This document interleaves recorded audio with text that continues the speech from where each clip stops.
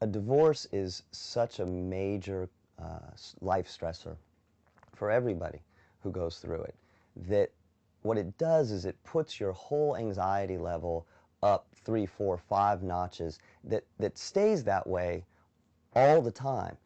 What happens is you're spending so much time, your mental and emotional energy, coping with, dealing with the aspects of the divorce, that you don't have a whole lot left to deal with other daily crises or minor hassles. And so what can happen is something as small as a television not working, or a bill that got paid late, or even a child who's not behaving, that can be enough to sort of send you over the edge from a coping standpoint. Doesn't mean that you're going crazy, but it does mean that you don't have enough resources, psychological resources, to deal with the ongoing stress of a divorce. And that's why something as small as a minor daily hassle can feel like it's the straw that broke the camel's back.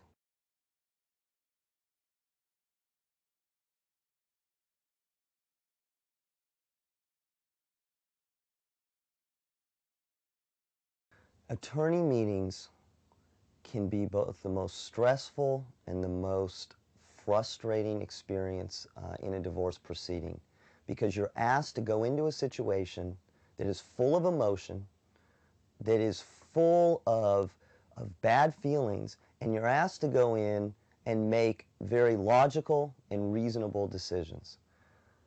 It is critical that before you go into that meeting, you can say to yourself, I'm calm, I'm okay, I'm collected, I don't feel on edge. If you feel completely on edge, if you feel like you're not in control of your emotions, take a minute, collect your thoughts, deep breathe.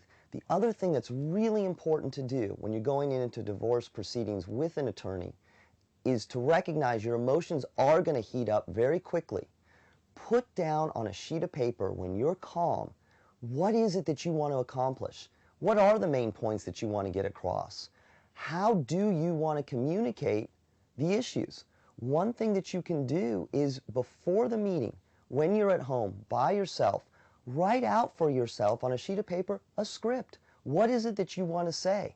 And when you get into those divorce proceedings, if you feel your heart pounding, and if you feel your muscles tensing, and if you feel as if you can't speak calmly and clearly, look down and read what you wrote, because that will allow you again to think with your head and not think with your gut, because during attorney meetings is not the time to let the emotions overcome you.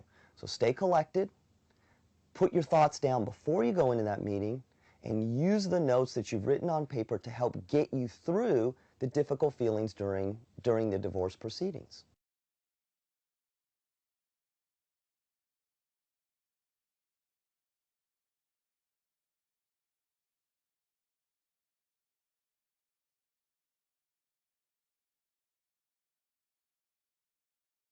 You need to recognize that your subconscious feelings, the feelings that sort of sit right below your awareness, affect everything you do. They affect divorce proceedings, they affect your daily life. One of the reasons why it's so important for you to be aware of your own emotional situation, and one of the reasons why I highly recommend that, if at all possible, while you're going through a divorce, seek counseling, whether that's counseling from a clergy, whether that's counseling from a psychologist or another counselor. It's important to have time to be able to speak with a professional about what your thoughts and feelings are. Those subconscious feelings will influence your decision making, but what you do have to trust is that overall, while your subconscious feelings can influence it, as long as you're able to keep your emotions in check, recognize that you're having a stressful time or you're having a bad day, that those subconscious feelings, those subconscious thoughts won't take over. They'll influence, but they won't take over. And more importantly than anything else, in a divorce proceeding, if you're having to make an important decision, if you're having to go to court, if you're having to deal with a lawyer, beforehand, collect your thoughts. Take some time to do some deep breathing, to relax a little bit. Try to go in with as much clarity as possible, and remind yourself that even though you're feeling strong emotions, that the goal, the task at hand in a divorce proceeding is to work through whatever the task at hand is, whether that is dealing with a lawyer, whether that's going to court, whether that's dealing with the ex-spouse. Remind yourself, my emotions are strong, but I need to think with my head.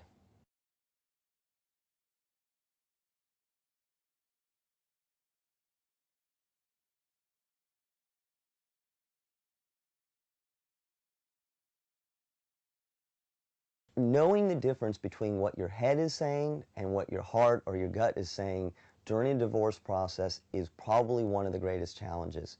What you need to do is you need to be able to keep your emotions in check. And I know that's easier said than done, but one of the ways that you can do this is during the times of your day and your weeks where you're not in a heated discussion or you're not under a lot of stress, take some time to practice things like deep diaphragmatic breathing, getting involved in meditation, yoga, exercise.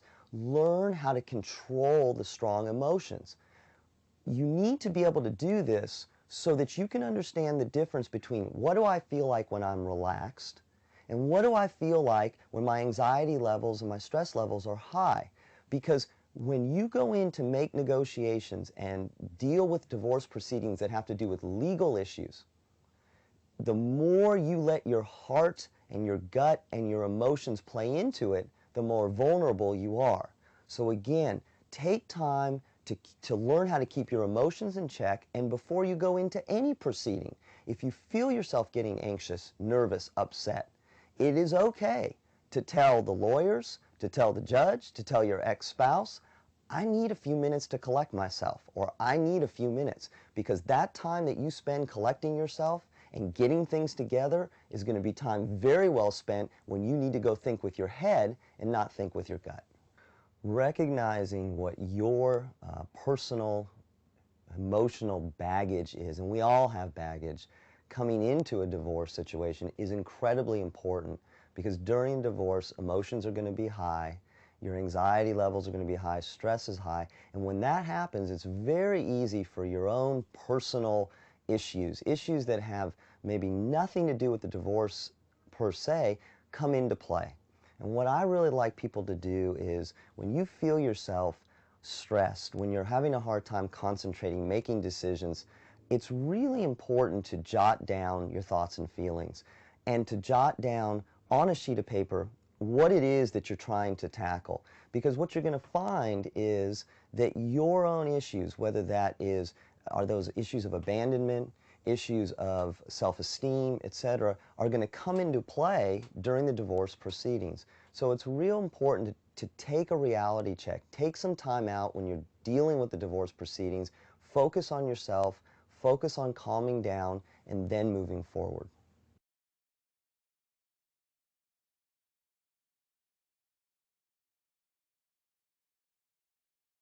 One of the challenges, and yet another challenge of divorce, is that it forces us to think about the relationship that we're getting out of. Now, if that relationship has only lasted a couple months, then obviously there's less to think about. But for so many people, so many couples, you're talking years, decades that relationship has gone on. As we go through the divorce process, the good times, the bad times, all of the memories start coming up. And what's really hard to do in your head when you're in a stressful situation, when you're in a divorce situation, is to separate out accurately which are the good times, which are the bad times, how realistic are my thoughts and my memories. All of that will affect your decision making. Remind yourself when I'm going through a stressful time, I'm going through a divorce proceeding, maybe I'm not thinking clearly. Maybe I'm not thinking as clearly as I should be. This is why having friends and family and others to bounce ideas off of, to test out some of the assumptions that you have and the thoughts, is absolutely critical. Because when you're under a stressful situation, you don't think clearly, and your past memories can influence your decision making. I highly recommend that you stick with people who are close to you, and again, if you're in a situation where you're feeling distressed and you can't sort your thoughts out, please go to a mental health professional or another counselor. Take that time once a week to figure out what am I feeling that's realistic, what am I feeling that's old issues, and what am I feeling that is just the pain of the change in my life.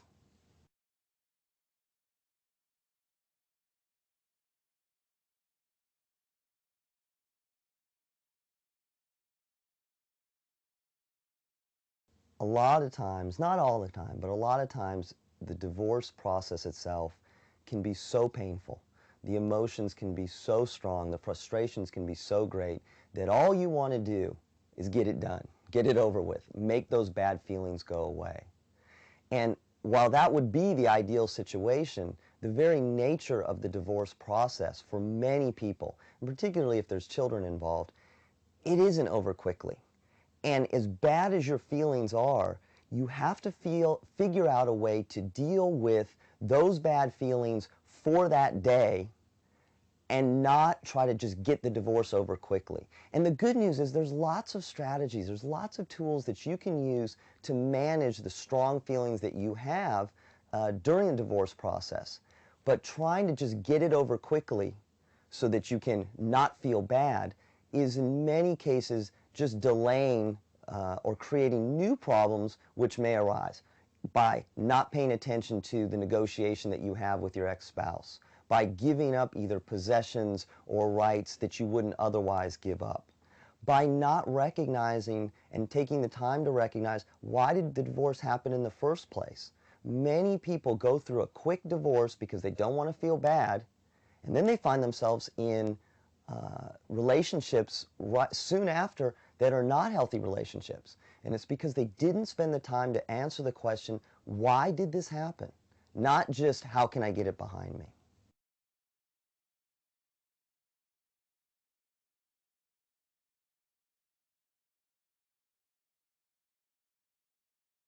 One of the things about divorce that is incredibly challenging is that you have either made a decision to separate from a spouse, or you've made that decision jointly, or one spouse or the other has made that decision. During the time when you're apart and you're going through these proceedings and you're trying to get through this, all of your ex-spouse's bad habits that may have been there before are going to be heightened for two reasons. One, he or she is undergoing a stressful time just like you, but probably more importantly, you may have negative feelings towards them and you may perceive their existing bad habits as being even worse. So if you have a spouse who tends to be pretty immature, that is only going to get worse during the divorce proceedings. You have to recognize what are your limits in terms of what you can control in their behavior and what you can't control. You really can't control what they do. You can control what your reactions are to what they do. You can control what you can do. And so it's very important not to get caught in this trap of, I need to have them do things differently. I want to control the way they are acting. Because all you can do is keep your own emotions and actions in control. And by focusing on what you can do versus what you can't control with them, it gives you a heightened sense of control. I know what I can do. I can't do anything about what they're doing. You're not going to be able to change your potential ex-spouse during the process of a divorce proceeding. What was bad in them may get worse, but it's not going to be the period where they're going to come around immediately during the divorce proceedings. Now, what some couples find is during divorce proceedings, both gain insight. They learn about themselves, they learn about the relationship that they had with one another, and both spouses do come around, and we do get happy endings. But don't try to manage what you can't manage. And if it's an immature spouse, you can't manage what he or she's doing. You can only manage what you're doing.